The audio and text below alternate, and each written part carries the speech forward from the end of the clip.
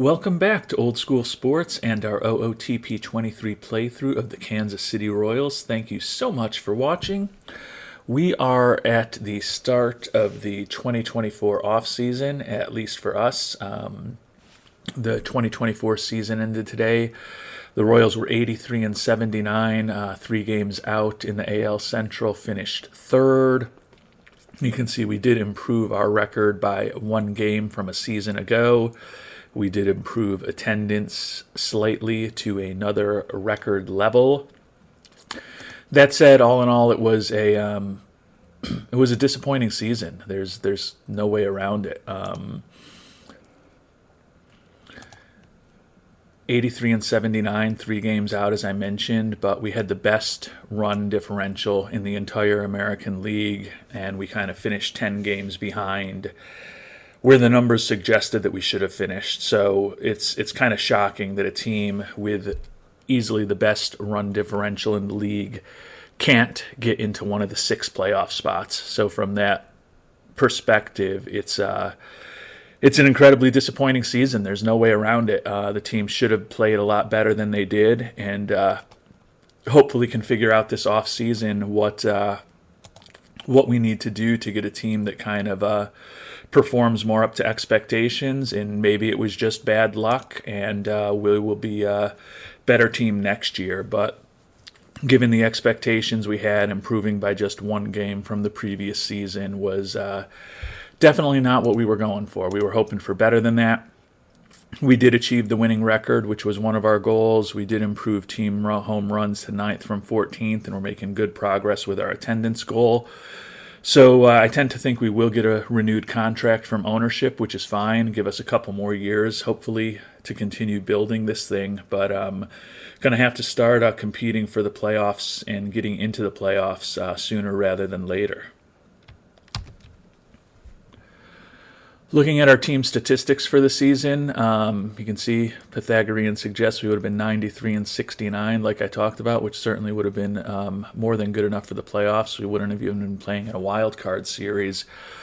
Got off to a decent start with good records in April and May, and we finished reasonably well with a good record in August and a .500 record in September. But June and July, we were just brutal, 21-32 over those 2 months, and that really sunk our season and got us into a hole that we were never able to really completely dig out of, despite the good performance in August. Looking at the batting statistics, our offense was good. We were in the top 4 in most categories: first in on-base percentage, first in WAR, second in runs scored, 9th in homers, as I mentioned, even 5th in stolen bases, 5th in base running. Top 5 in every offensive category except home runs, where we were 9th. But a team that is 2nd in the league in runs scored and 4th in the league in runs allowed, barely being .500 and missing the playoffs is just horrible luck. Looking at our pitching stats, we were also really good, in the top 5 in just about everything. 4th in ERA, 4th in starters ERA, 4th in runs allowed, 1st in hits allowed, 1st in batting average against, 1st in BABIP, 2nd in homers allowed. We were 11th in walks. That was our one weakness. And then defensive efficiency and zone rating, we were very good in also. So I feel like we built a good team, and it's just a bummer that it was such a bad year for us, because I think we could be pretty competitive if we had made it to the playoffs. And it's going to be interesting because we're going to have some tough decisions to make this offseason. Jeff Mcneil is going to be a free agent. He is looking for a lot of money the last time I checked.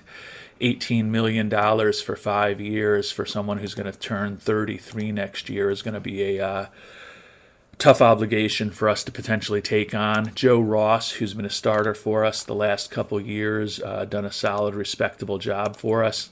He's looking for $6 million a year. Maybe we might be able to float that.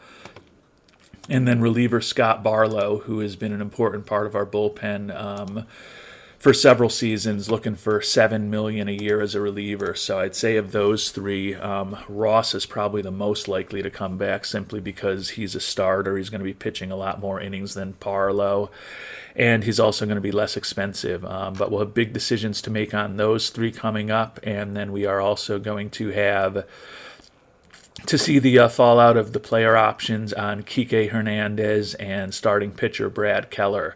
If Keller in particular opts out of his contract, that's going to be two spots in the starting rotation between Keller and Ross that we're going to need to figure out how to fill this coming off season. So last off season, we made the two big trades for Trevor Rogers and for Kyle Lewis. Probably going to be a little less active in terms of trades since we've gotten rid of some of the talent in our farm system. Although we still rank second overall,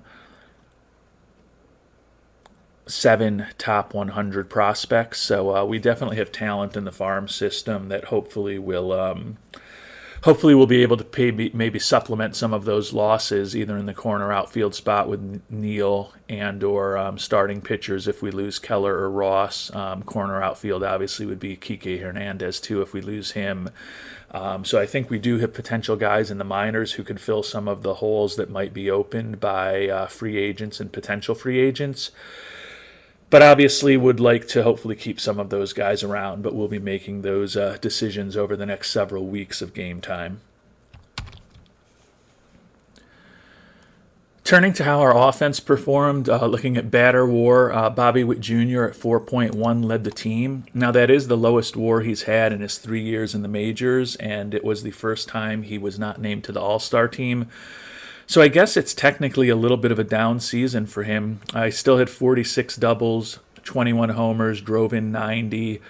Batting average slipped to 262, and his OPS plus was 111, which is the lowest of his career, as was his WRC plus of 108.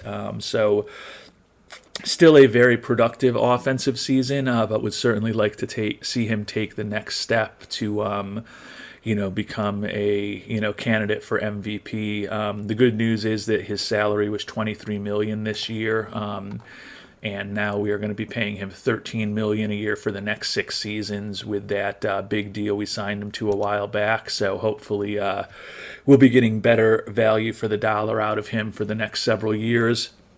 Still a very good defensive third baseman, can also play second and short for us if need be. So only 24 years old, still definitely potential for him to develop further.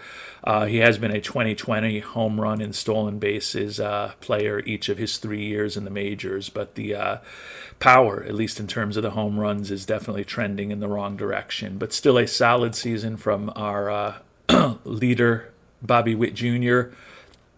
Nikki Lopez, the shortstop, made an all-star team for the first time and is a excellent defensive shortstop, great personality, fan favorite, and had a really good offensive season. Hit 284, which was good for a 98 OPS plus, 96 WRC plus with his great fielding. That let him put up a WAR of close to 4. 32 doubles, 5 triples, 5 homers. Nice season that was delayed for several weeks by an injury that he suffered in spring training, but when he came back, he did everything that we hoped he would and certainly contributed to the offense. MJ Melendez, our young catcher, another solid season from him. 18 homers, 67 driven in, 119 OPS plus, 3.2 WAR on the season. Good defensive catcher, leader, great personality, captain.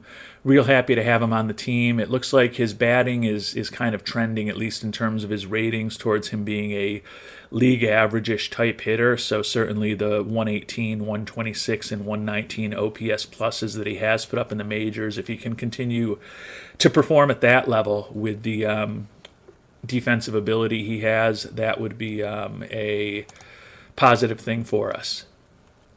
Somewhat surprisingly, fourth on the team in batter WAR was Melvin Moreno, who's not even a regular starter, played just 78 games, hit really well, 286 batting average with a 101 OPS plus and a WAR of 3.1. That, as you can tell, is driven mainly by his really good glove.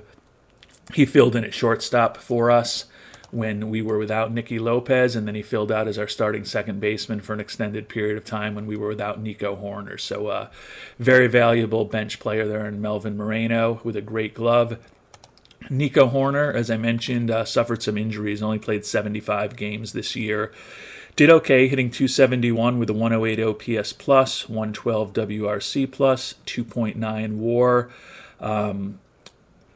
Good defensive second baseman, can also play shortstop for us in a pinch. So he is still signed for several years. So, you can see looking at the WAR, and since we're talking about our infield, we'll touch on Nick Pratto right now. But, third, short, catcher, second, and even backup infielder, as well as Nick Pratto at first base. Feel like our catcher and our infield are still really set at this point.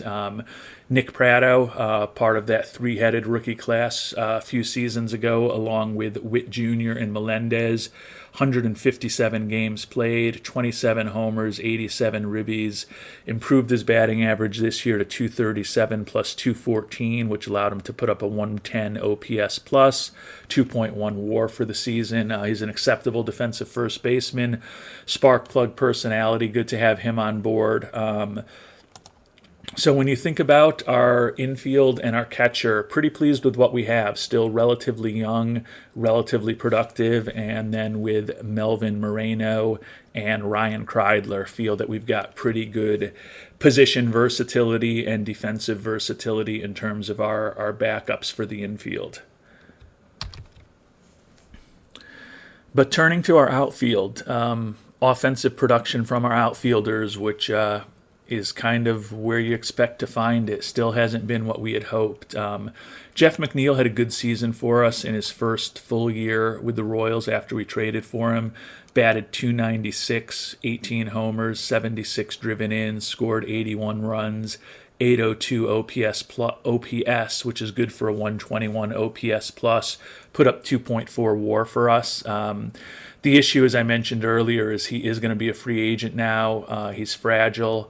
He's going to turn 33 next season, and he's looking for $18 million a year for 5 years. So right now we just don't even have the money to afford that. Hopefully our owner will increase our budget, which would at least give us the option to think about bringing back Jeff O'Neill. But at his age, with the injury history and the money he's looking for, unfortunately, that may be a key bat that we need to look to replace. Juan Yepez will be back. We got him in the trade 3 seasons ago at this point when we traded Zach Greinke to the Cardinals, and he has been a really good player for us. 121 games played this past season, 25 doubles, 24 homers, drove in 68, batted .252, 820 OPS, 125 OPS plus, 126 WRC plus. So a really good bat for us in the outfield. The issue is defensively he is suspect in either left or right, and even not that great at first base. So he's really a DH, but we may need to end up playing him in the corner outfield, most likely left field, depending on what the roster looks like next season. But he will definitely be back. Kike Hernandez, we'll see what happens with his player option for $6 million. Played 117 games for us, 18 homers, 74 driven in, batting average only .240, OPS plus 108. So he has kind of delivered what we could have hoped when we got him 2 seasons ago as a free agent, a little bit better than an average offensive player for us each of the 2 seasons he's been with us. Will be interesting to see whether he exercises that $6 million option for this coming season or not. I could see it going either way. Obviously, if we lose Hernandez and Mcneal and they're both free agents, that's going to necessitate us looking for some corner outfield help. Juan Yepez certainly can help with that. And then we do have players like Vinny Pasquantino, who hit 20 homers for us this past year, 74 runs batted in, only a 105 OPS plus given his 236 batting average. And similar to Juan Lopez, not really a great defensive player. Both of those guys are really more DH pinch hitters. We could play one of them in left in a pinch. So given that Vinny bats from the left and Juan Lopez bats from the right, probably not two horrible guys to have on the team. But between the two of them, I think we're kind of thinking that's just one spot in the outfield and or DH. Eddie's Leonard, another potential option for us in a corner outfield spot. A little better defensively than the other two. Hit 11 homers, drove in 34 for us in 223 at-bats. So the 23-year-old had a reasonably productive season for us as a kind of backup outfielder, occasional backup infielder. He could still be around next year. Cam Gallagher, we re-signed during the season, going to be back as our backup catcher. Respectable defensively, not much of a hitter, but does a good job, and only going to be making $2.4 million a year for the next 3 seasons. So happy to have him around.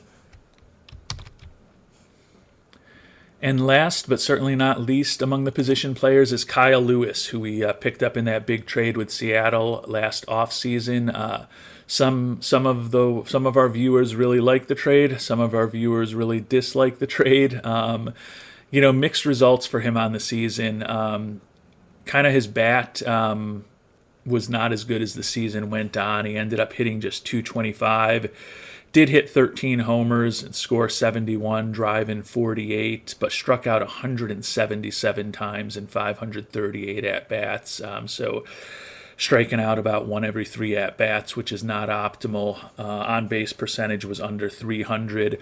His OPS plus was 77, which even with him being a pretty solid defensive center fielder, meant he only put up a 1 WAR. Now that's better than the average of a minus .1 WAR that we got from Michael A. Taylor in center field each of the last 2 seasons previously. But we were definitely hoping that his WRC plus and his OPS plus would be closer to league average, kind of in that 90 plus area. He's only 29 years old. I think it's definitely possible that he bounces back and delivers a little more offense for us next year. We do have him locked up for the next 3 seasons. The positive thing is that Seattle is paying 40% of his salary.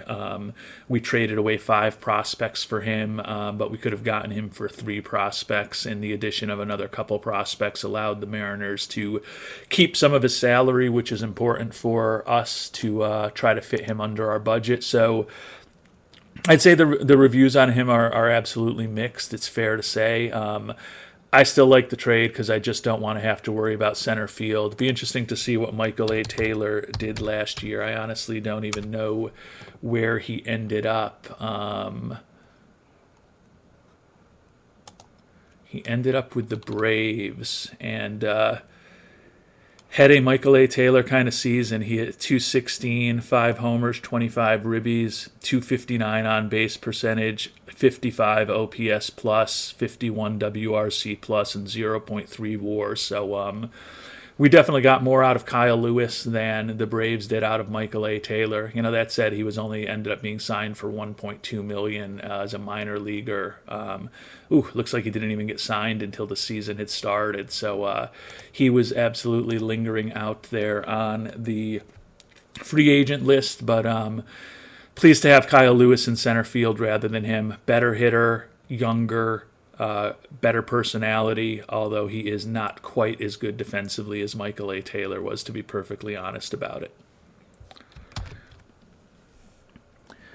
In turning to our pitching staff, can't talk about the season unless we talk about Trevor Rogers, who was the other big trade acquisition we made in addition to Kyle Lewis. Had surgery to remove bone chips in his elbow back at the end of June, so basically only played half a season for us.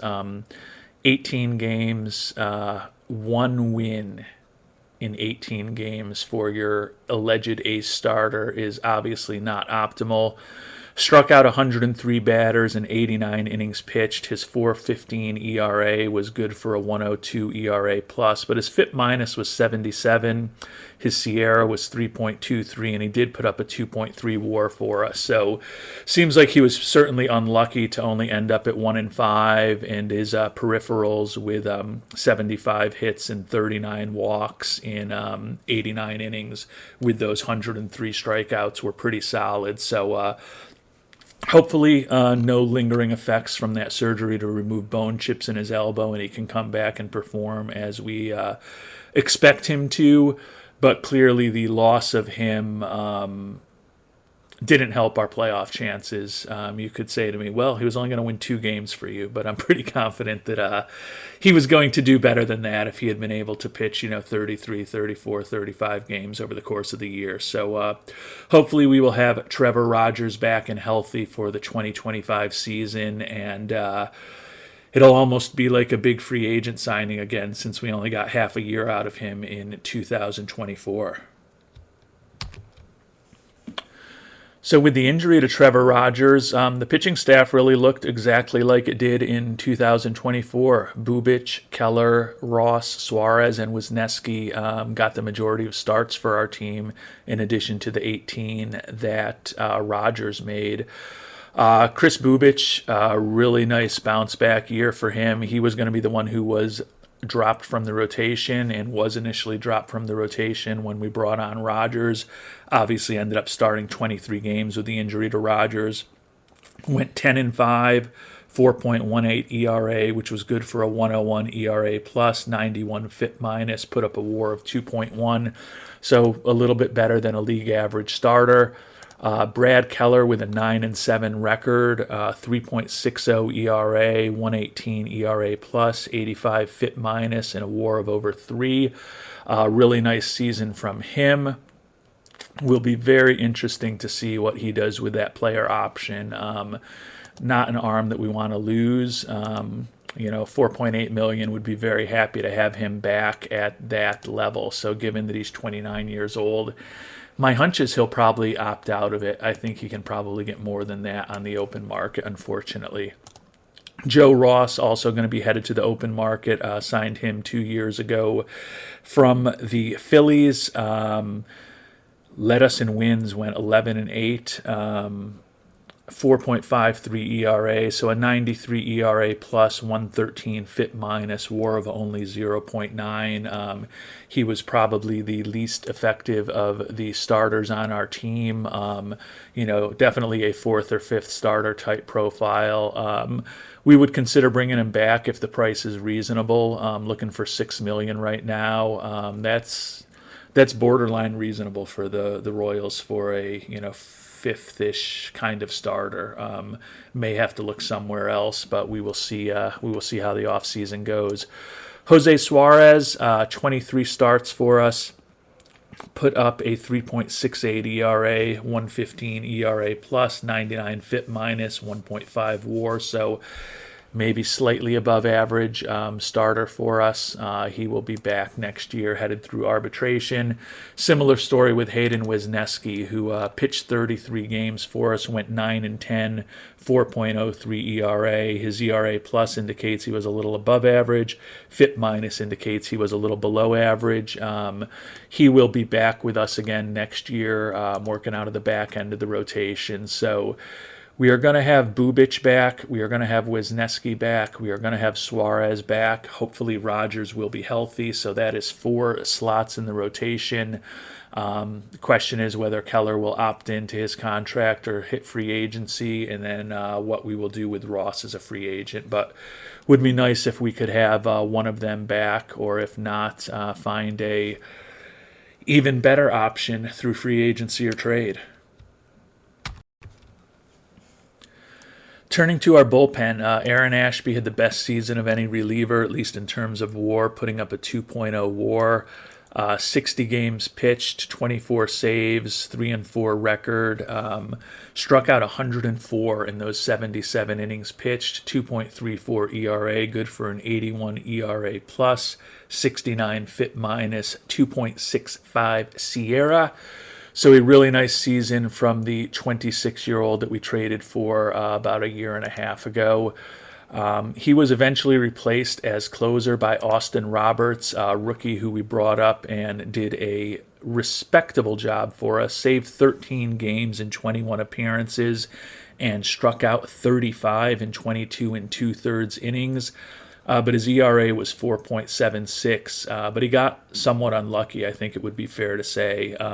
His FIP minus was 87, and his SIERA was 1.65.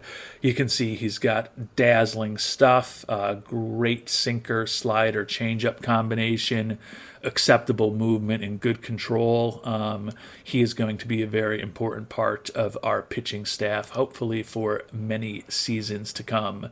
Scott Barlow has been an important part of that pitching staff for many seasons. He is headed into free agency, though, so whether he will be back next year is a question.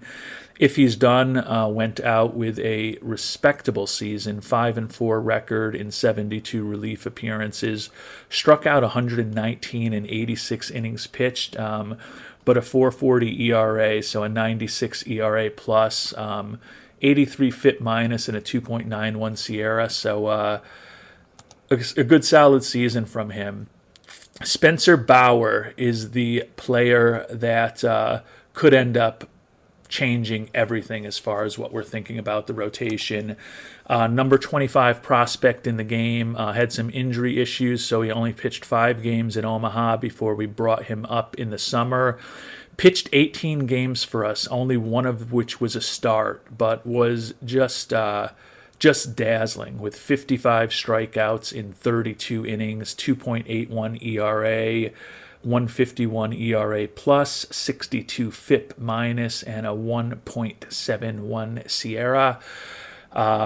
You can see our scout thinks he has incredible stuff, great movement. His control is adequate.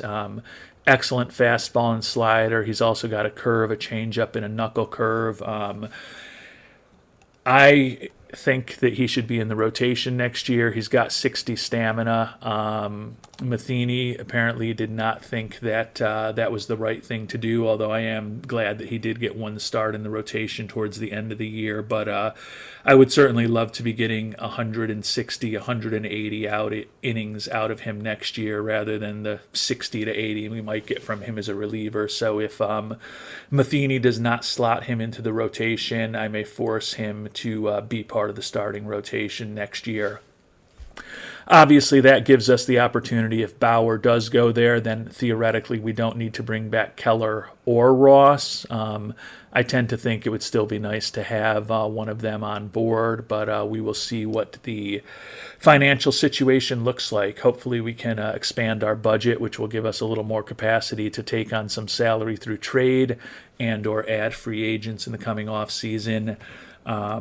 But Spencer Bauer should be having a pretty prominent role for us next season, hopefully in the starting rotation. And certainly if he performs anywhere close to the way that he's performed over his first 32 innings in the major leagues, and we get a healthy bounce-back season from Trevor Rogers, that could give us the 1-2 punch at the top of the rotation that could really start to differentiate this pitching staff from some other teams around the league.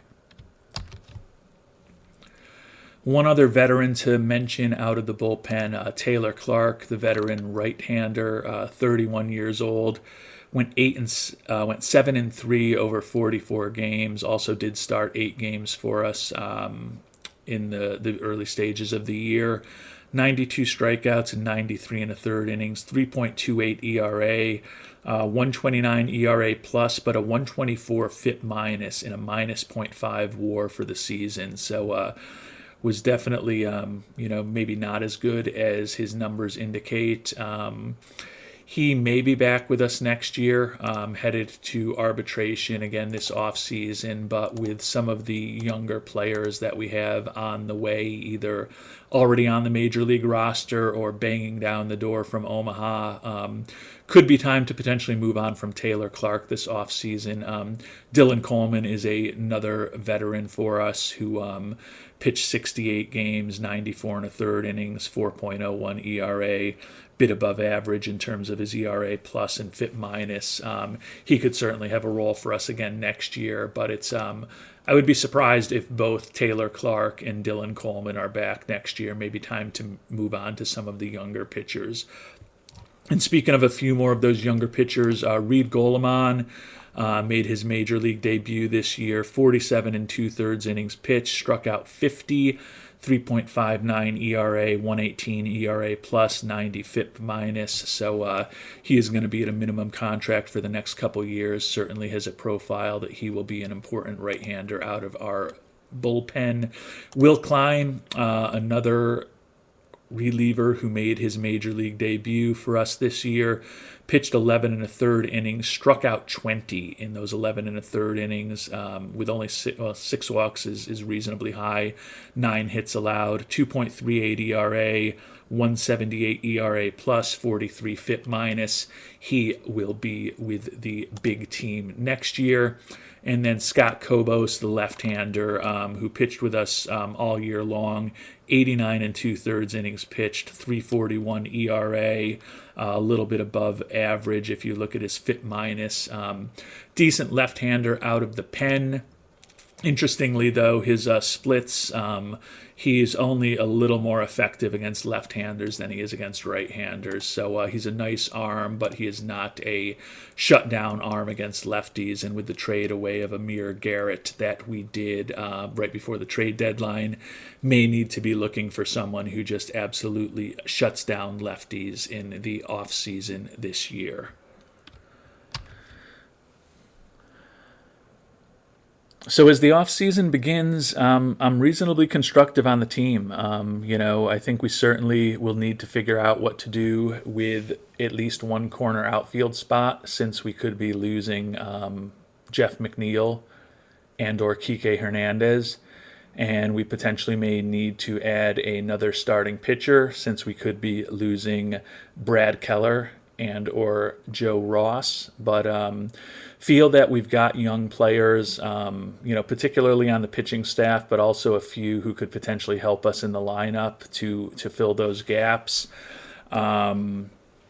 We're potentially going to have some money open up next year. As I mentioned, Bobby Witt Jr.'s contract is much more reasonable for the next 6 seasons after we kind of gave him that big salary in this year. So that's going to open up some money for us to spend on extensions. And then certainly if we don't have Kike Hernandez and Brad Keller opt into their contracts, that's going to open up even more money for us to play with this offseason. So we do have the opportunity to probably add one real major impact player if we wanted to do it in free agency. Odds are we would spread our money around a little bit and add, 2 or 3 players who could be good, solid contributors for us rather than just making a run at one superstar. That said, though, there is one huge player who should be an upcoming free agent. And that player, actually, he must have been signed. That is interesting. Juan Soto was on the trade block, and he was expected to be a free agent. I'll have to see. I'm guessing he must have gotten traded before the trade deadline, and I didn't keep track of him, and he must have signed an extension with whoever he signed with. Not that I was expecting we were necessarily going to be able to pick him up, because I'm sure he got paid a massive amount of money. Yeah, you can see... Actually, they just didn't trade him away. He had been on the trade block, and then they decided to sign him to a big extension. So good for him.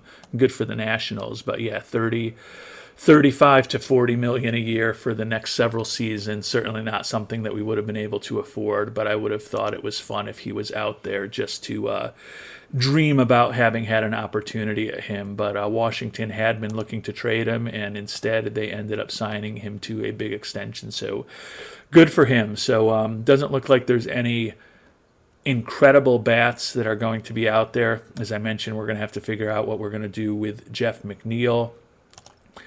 On the pitching side, obviously some really good relievers potentially out there, Liam Hendricks, Chad Green, and then some veteran starters too with Clayton Kershaw, Max Scherzer, Zach Wheeler. There will be some options out there. I'm guessing most of them are going to be too pricey for us, but we will cross that bridge when we come to it as we start dealing with free agency in the offseason in our next episode. Until then, thanks so much for watching. If you've got thoughts on who we should stick with and who we should let go as we head into the offseason, would love to hear them down below. And thanks so much for watching. Have a great day.